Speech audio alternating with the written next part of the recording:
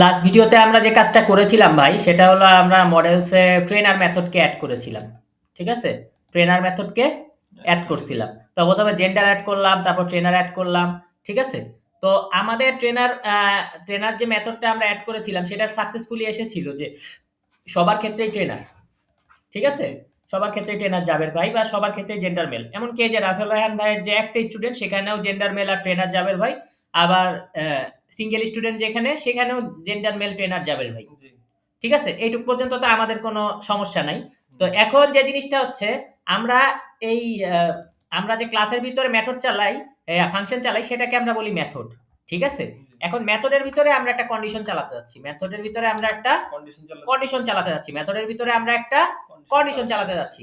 তাহলে ডিফাইন এবার দেখেন যে আমাদের আছে নেম আর আছে মার্ক। নেম আছে আর কি আছে? মার্ক আছে। তাহলে ডিফাইন আমি চাচ্ছি একটা রেজাল্ট দিতে, পাস নাকি ফেল। ঠিক আছে?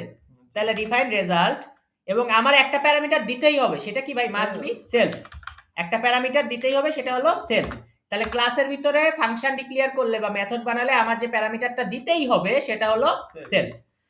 আমি যদি অ্যাড করতে চাই আরো প্যারামিটার, সেলফের পরে আমি অ্যাড করতে পারবো। ঠিক আছে? সেলফের পরে আমি এভাবে কমা দিয়ে ধরেন এক্স, কমা দিয়ে ওয়াই, কমা দিয়ে জেড, এরকম এক্স ওয়াই জেড অনেক কিছু অ্যাড করতে পারবো, কিন্তু যেটা দিতেই হবে সেটা হলো সেলফ। এটা দেওয়ার কোনো মিস নাই। হ্যাঁ, থাকতেই হবে। তো আমি এখন রেজাল্টের বেলায় বলতেছি ইফ যদি সেলফ ডট, সেলফ ডট মানে যার যার তার তার, মানে রাসেল ভাইয়ের জায়গায় হচ্ছে সেলফ রাসেল ভাই, মাহাদি ভাইয়ের জায়গায় হচ্ছে সেলফ মাহাদি ভাই, হ্যাঁ, আরেকজন কে আছে সিয়াম ভাইয়ের জায়গায় সেলফ সিয়াম ভাই। তো এখন কথা হলো সেলফ ডট মার্ক। ঠিক আছে? যার যার তার তার মার্ক। ঠিক আছে? Self dot mark.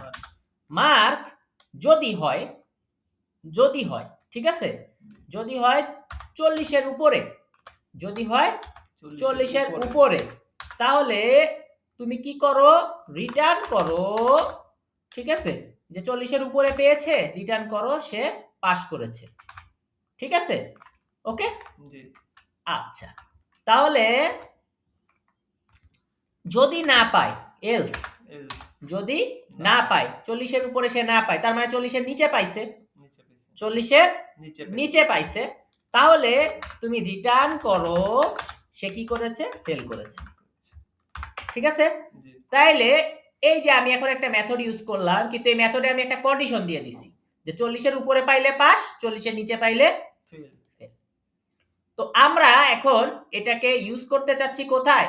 স্টুডেন্ট লিস্টে। তাহলে স্টুডেন্ট লিস্টের প্রথম টেবিলে আমরা ইউজ করি, প্রথম টেবিলে ইউজ করি। আমি এখানে আরেকটা টিএইচ নিলাম, লিখলাম রেজাল্ট। ঠিক আছে?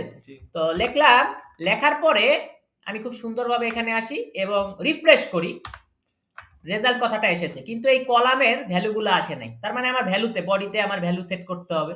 তাহলে ট্রেনারের নিচে আমি কি করি?